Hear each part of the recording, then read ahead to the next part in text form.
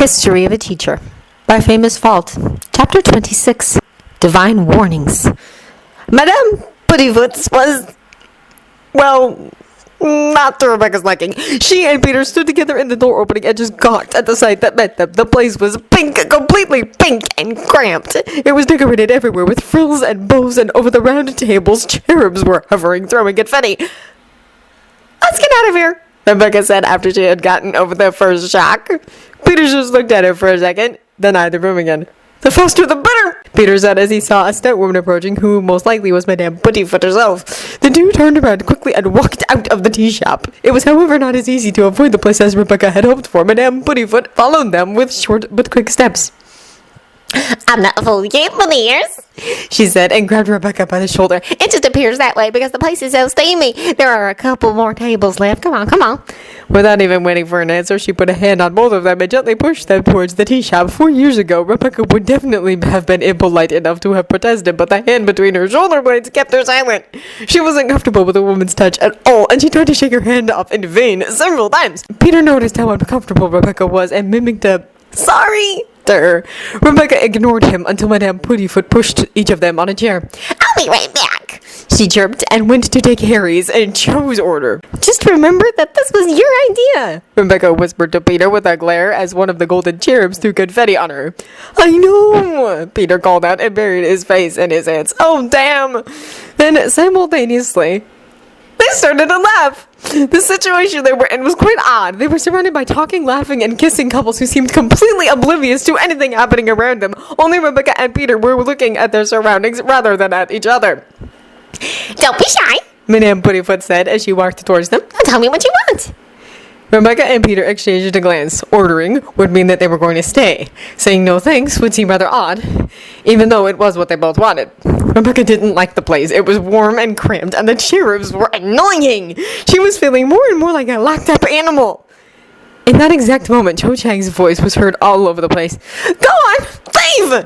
she was crying, and Rebecca held back the urge to laugh. "This would be interesting. I don't know why you asked me out in the first place if you're going to make arrangements to meet other girls right after me. How many are you meeting after Hermione?" The urge to hold back her laugh became harder as she saw Harry's expression and knew that he was going to make a mistake. She just knew it. And she was right. "It's not like that," he said, and laughed. A great mistake. Rebecca buried her face in her hands. "You foolish fool," she whispered. She was spring to her feet. The whole tea shop was looking at them with mixed expressions, pity, amusement, and awe. "I'll see you around, Harry," she said, overly dramatic, and left the shop crying as the rain poured down. Now Rebecca really couldn't help it and chuckled softly. Madame Puttyfoot threw her an angry glare, and Rebecca chuckled even more. The truth was that she had expected something in that style. Without deeming either of them worthy of another glance, Madame Puttyfoot walked away from them, her head held high. "Joel!" Harry called after her. He threw a galleon on the table and shook his head to get rid of the pink confetti. Then he hurried after her. "You think that's funny?" Peter asked and looked at the abandoned table. "Yeah," Rebecca said, still chuckling. "I can't help it. That was bound to go wrong anyway." "What makes you think that?" Peter asked with a frown. "Have you ever seen the two of them talking to each other?" Rebecca wondered skeptically. Peter shrugged. He hadn't paid attention to them. Rebecca stood up and left the tea room, closely followed by Peter. "Women," they heard Harry mutter, while Joe was nowhere to be seen. He was walking down the street with his hands in his pockets and kept muttering to himself. "That went great," Rebecca said from behind him and received an angry glare. "Don't tell me about it." Harry growled and kept walking without looking back again. Rebecca, however, had no problems with the fact that Harry was ignoring her, and together with Peter, she just followed him. Not because she was interested in whatever Harry would be meeting Hermione for, but because she really had no idea where to go. When Harry started to run, they lost him, though. "Brooke, look at that," Peter said, and pointed toward Dominic Maestro's music shop. "Have you ever heard the music that they play in the Wizarding World?" Rebecca shook her head. Music was not something she had ever cared for, not in the non-magical world, nor in the magical one.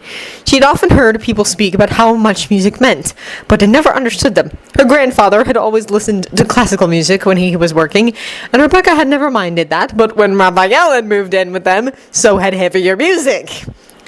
that it had happened quite frequently that Raphael and her grandfather had held fierce but friendly discussions on the subject of music.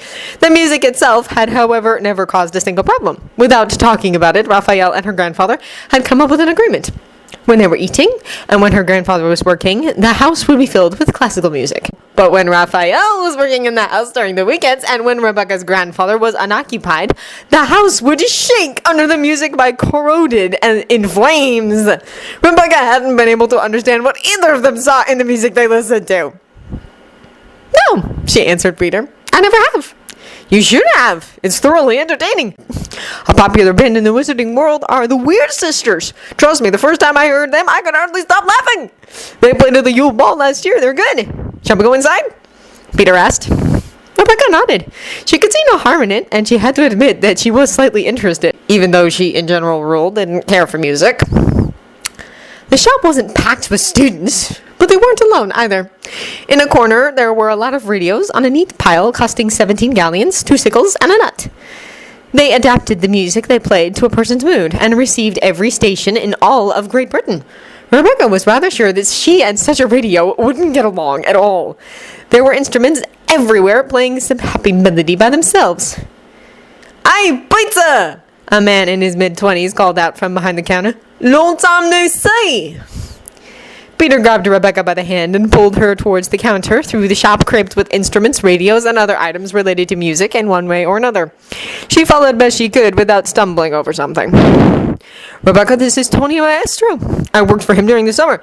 He really needs all the help he can get. He's hopelessly clumsy. A master of every instrument you can think of, but clumsy with everything else," Peter said teasingly, but Tony just smiled sheepishly and nodded. "Dad would never allow me to help at the shop because since I'd always drop or tip everything I touched," Tony said with a friendly smile. "The old man has been dead for 2 years now, and I took over his shop. My soul rests in peace," Tony said, and reminded Rebecca somewhat of a 70s hippie. In a way, he looked and sounded like one too. "So, tell me, Rebecca, do you enjoy music?" "I don't understand why some people feel such devotion towards it," she stated, somewhat chilly. "Ah, not cool, man. First time you bring a girl on my soul, Peter, and she doesn't even know the importance of music," Tony said, sounding extremely disappointed. Peter went red and glared at Tony, who didn't get the hint at all. "I mean, how many wizards and witches haven't existed which created wonders without the help of a wand, but with a guitar or with drums? It's the thing you can always rely on no matter what happens. Music, my friend, is holy," he preached. "I still can't see why," Rebecca said coolly. The look that appeared on Tony's face was close to desperation. Why? How is it possible that one can't feel the magic that the Weird Sisters create, or the love in the songs by medieval romance? Oh! Tony started hyperventilating. "Take it easy," Peter said, and Tony searched under the counter for a paper bag. Apparently, this wasn't the first time something like this happened. "He does that all the time," Peter explained. "He hates it when people don't share his opinion on music." As soon as Tony breathed normal again, he scoffed. "I don't mind what music people listen to as long as I can appreciate it." "Rebecca has never heard the music they play in the wizarding world. Can you let her hear some?" Peter wondered. "Sure thing, man. I've got some cool stuff in the back. Just wait until I close, and then I'll let you see some good stuff." Tony winked. Monday, a week after the trip to Hogwarts, early in the morning, a large amount of owls entered the Great Hall, and that in itself wasn't odd. Many students received the Daily Prophet, and each of them was eager for more news on the escaped Death Eaters. But Yugi noticed that a large amount of the owls were acting different from usual. Yugi, too, received a copy of the Daily Prophet, and as expected, many sightings, no one captured. The anger in Yugi flared up, but he didn't show it. He calmly took a sip of his still rather hot coffee, but his hands were shaking. He was never sure what he felt anymore. Everything was a blur of negative emotion. Very often it was guilt. Atem could do little to help his lighter feeling just as bad. He didn't speak anymore at all, unless spoken to by Yugi first. He had felt like this only once before, when Yugi had sacrificed his soul for Atem. Then, too, no one had been able to reach through to him, even though his friends had tried every way possible. Then, Yugi noticed another owl was coming their way. At first he didn't pay much attention. It happened that Madame Hooch received post, and thus the owl wasn't important. It was, however, when the owl landed in front of him and held out its claw that Yugi reacted. You can't possibly be looking for me, can you? Yugi whispered at the owl and checked the address, just to be sure. Indeed, the owl was for him. Yugi removed the cylindrical package in brown wrapping paper with a note attached to it. Yugi took the note. How odd, Yugi stated, and Atem nodded in reply. Indeed. Yugi was surprised to find the note in Japanese, and directly noticed it was from Rebecca. The girl might have been enough of a genius to learn to speak Japanese fluently already at the age of 8, but her kanji was still shaky. I thought you should read this before it gets forbidden. I thought you'd be interested. Yugi raised an eyebrow, put the little paper down, and moved on to the package. It turned out to contain a copy of the Quibbler. Why would Rebecca send me the Quibbler? Yugi wondered, not really asking anyone.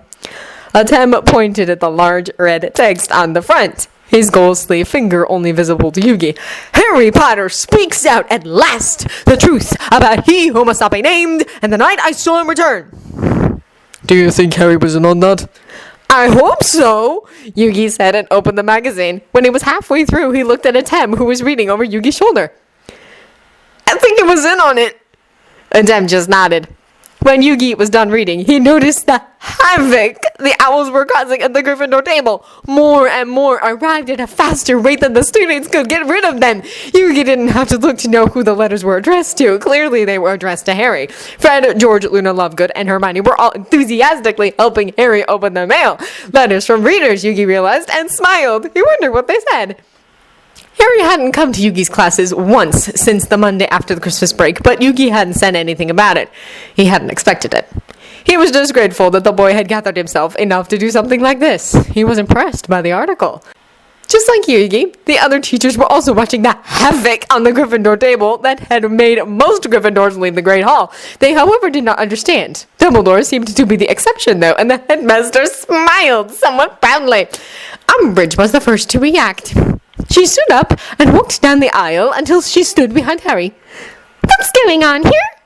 She asked, and her voice made the hairs on Yugi's back stand up. It was a voice he knew he wouldn't ever forget, false as it was. Why have you got all these letters, Mr. Potter?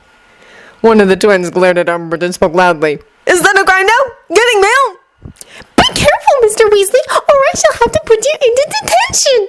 Umbridge threatened him before turning back to Harry. Well, Mr. Potter? Harry spoke lower than Umbridge, and Yugi couldn't catch his words, but eventually, Harry just handed her a copy of something that could be little else than the Quibbler. Umbridge turned violet. When did you do this? She asked, sounding choked. Once again, Yugi couldn't catch the answer. There will be no more Hogsmeade trips for you, Mr. Potter! How dare you! How you could... Umbridge took a deep breath to calm herself down. I've tried again and again to teach you not to tell lies. The message apparently has not sunk in. Yugi thought that this would be a good moment to intervene. He hadn't done such a thing for quite a period of time now, but he owed it to Harry. Yugi slipped from his chair unnoticed and made his way toward Umbridge. She didn't notice him coming. The students that had noticed just stared. The entire school was aware of Yugi's depression, and the new teacher that had been so unbelievable colorful once had turned into a shade.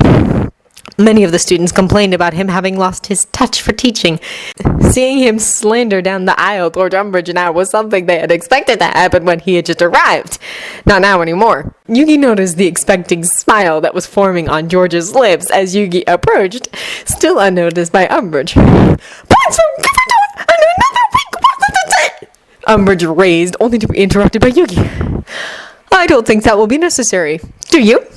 Yugi wondered, his head held high. He was still shorter than Umbridge, but it didn't matter. He was far more intimidating than her when in this state of mind.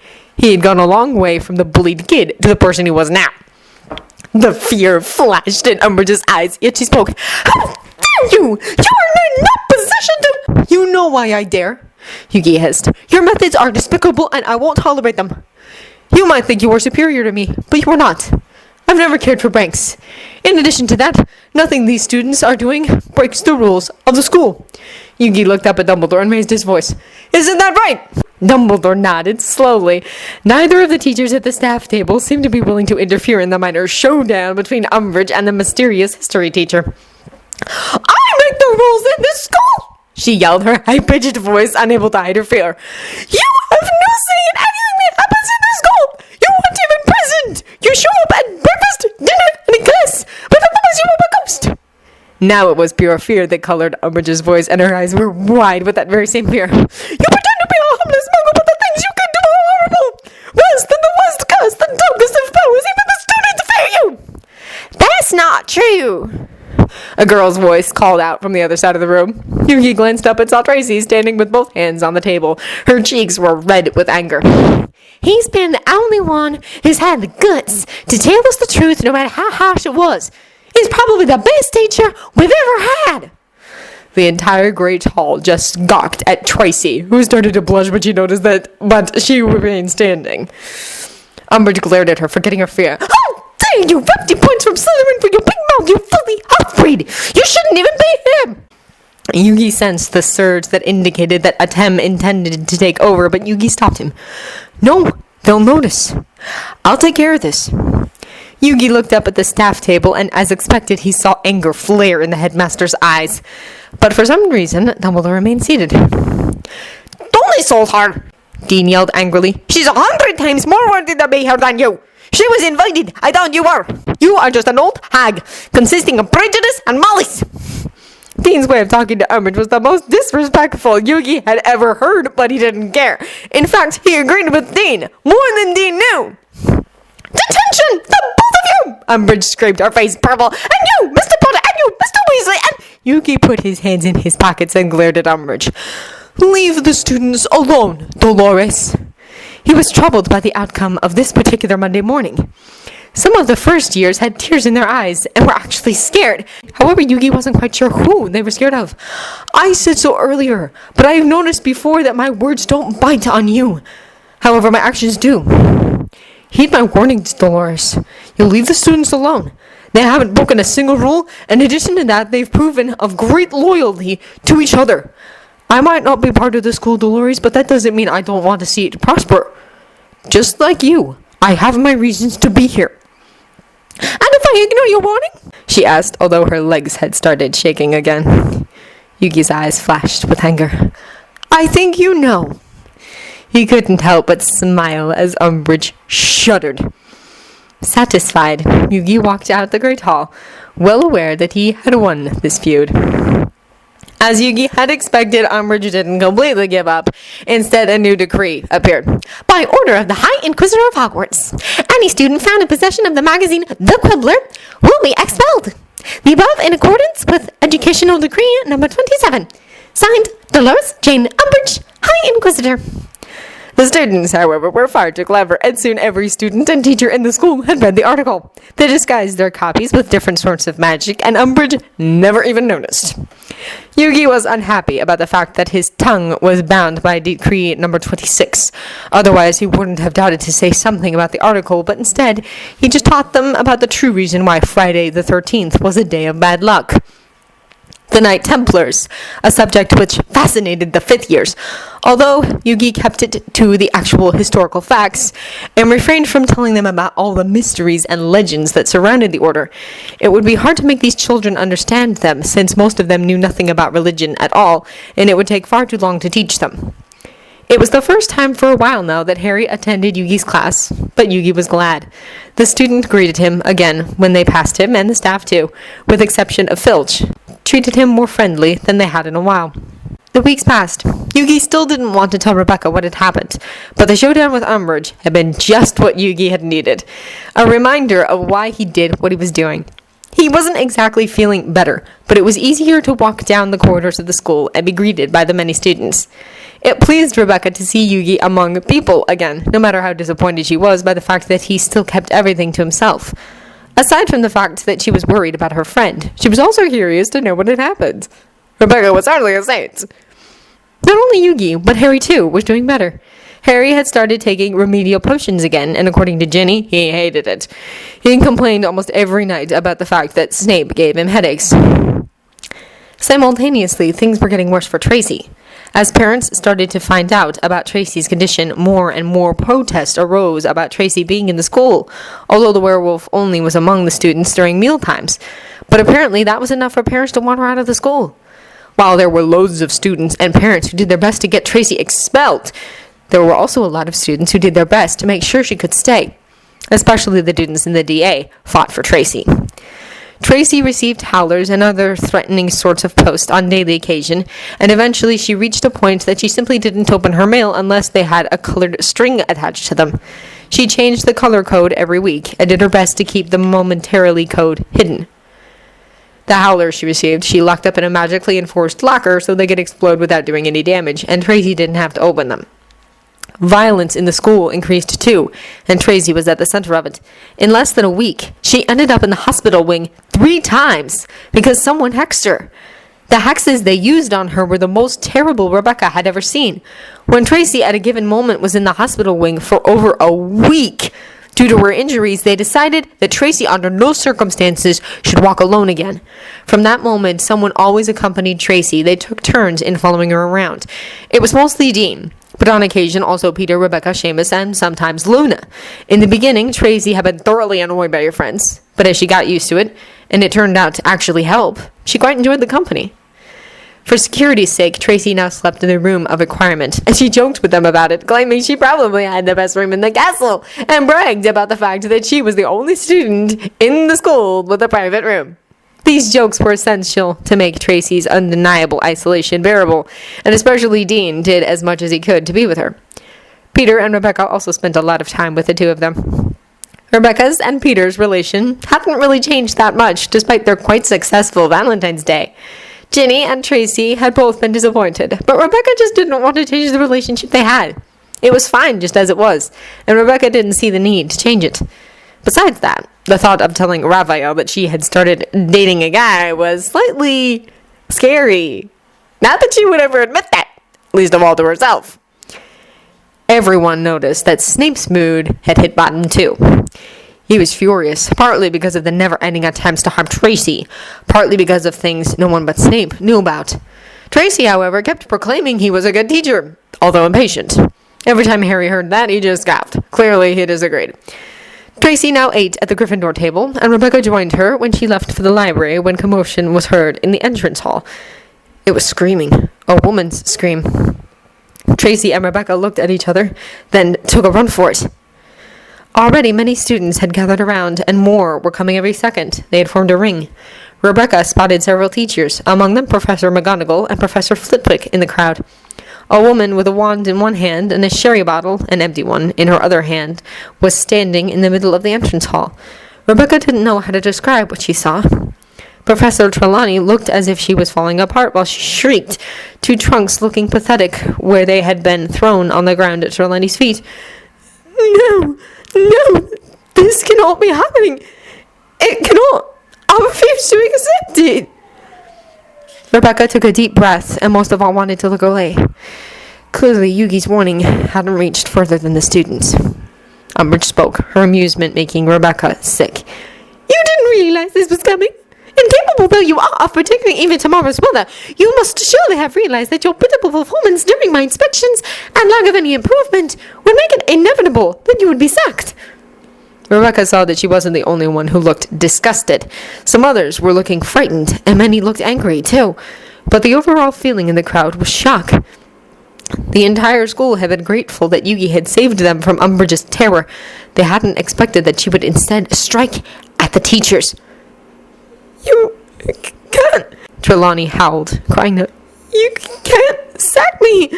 I've been here 16 years. Hogwarts is my home. Slowly, the divination teacher sunk to the ground. That last sentence could have broken Rebecca's heart. After all, she was quite a softie. But the way Professor Trelawney had sounded when she had spoken the word home, Rebecca wished she could feel such feelings for Hogwarts. How could anyone dismiss someone from their home like this?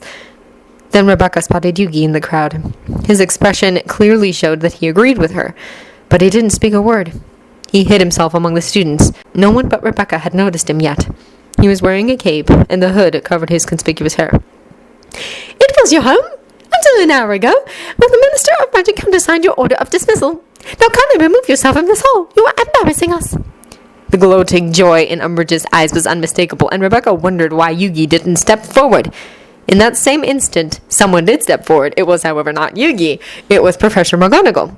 She hazily walked towards Professor Trelawney, patted her on the back, and handed her a handkerchief. There, Sybil. Calm down. Blow your nose on this. It's not as bad as you think. Now, you are not going to have to leave Hogwarts. Rebecca found Professor McGonagall quite brave to proclaim such a thing with Umbridge standing right next to her. Oh, really, Professor McGonagall? And her authority for that statement is? That would be mine. Rebecca had only ever actually talked to the headmaster once or twice, but she recognized his voice nonetheless. The crowd created a passage for Dumbledore as he approached Professor Trelawney. Yours, Professor Dumbledore? Umbridge questioned and laughed. I'm afraid you do not understand the position. I have here an order of dismissal signed by myself and the Minister of Magic. Under the terms of the Educational Decree number 23, the High Inquisitor of Hogwarts has the power to inspect, place upon probation, and sack any teacher that is to say, I feel is not performing to the standards required by the Ministry of Magic. I have decided that Professor Trelawney is not up to scratch. I have dismissed her. Rebecca closed her eyes. This was sickening. How could anyone kick someone out in this manner with such a large audience? At least she could have dismissed Trelawney in private. Professor Dumbledore, however, didn't seem bothered.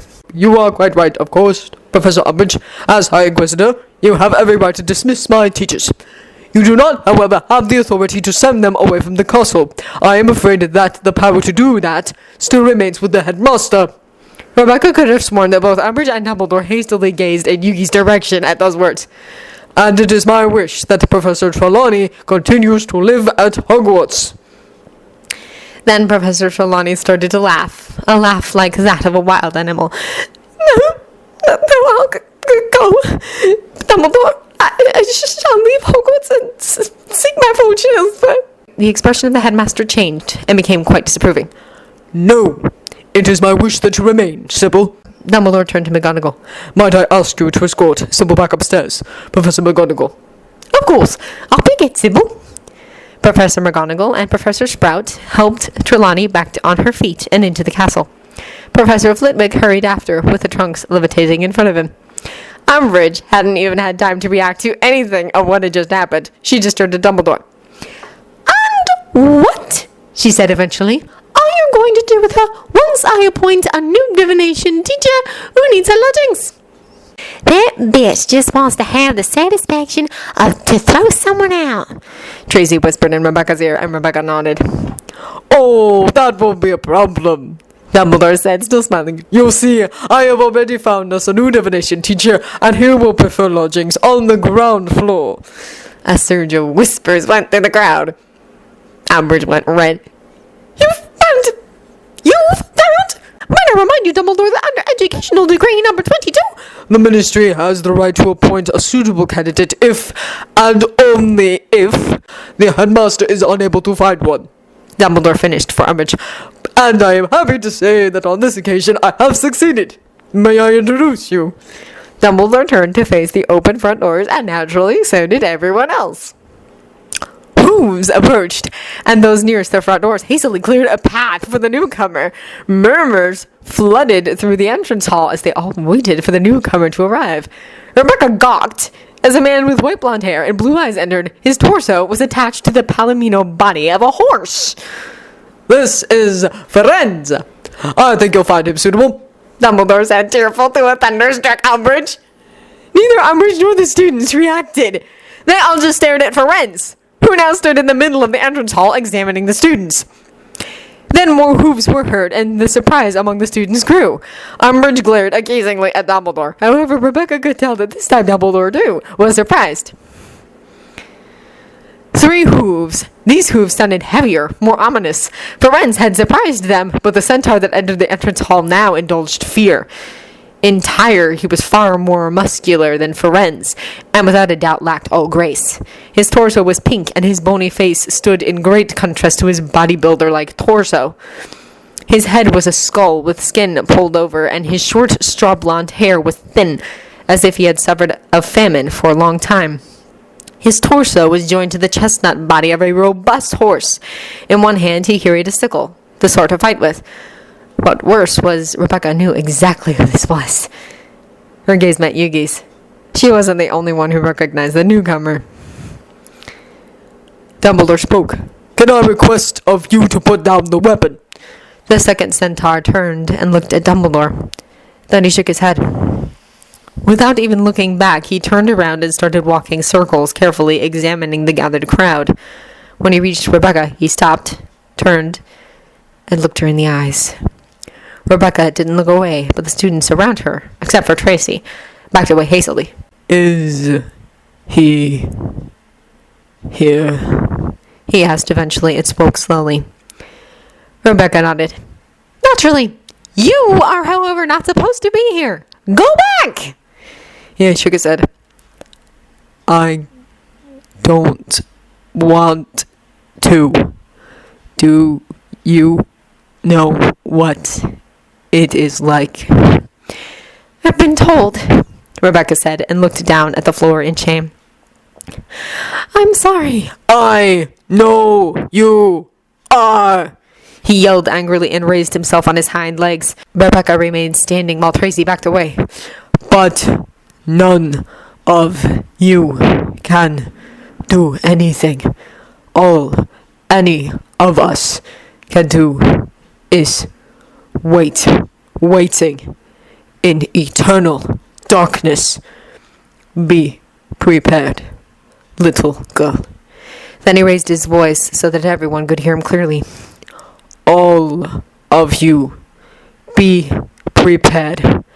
Darkness is among you, and sorrow is forging his army. He turned away from Rebecca and walked toward the middle of the entrance hall until he stood next to Ferenz. That is my prophecy. With those last words, he left the building in gallop. Halfway out the front doors, he vaporized, shattered into tiny bits of darkness. Yugi had already left the audience, and Rebecca wasn't about to stay. She took advantage of the overall shock and left the entrance hall at once. For a moment, she considered going to Yugi's room, but knew that he wouldn't want to talk to her now. Instead, she made her way down the stairs leading towards the Hufflepuff common room and tickled the pear on the painting of a fruit bowl. She quickly made her way down the staircase hidden behind the painting. Dobby was the first one to notice her. Miss Hawkins, ma'am! All the elves looked up and stared for a second. Then they all started bowing and curtsying. Many of them tried to hand her fruit, candy, and complete dishes, but she turned them all down. No, thank you, she said. I just need a place to sleep for tonight.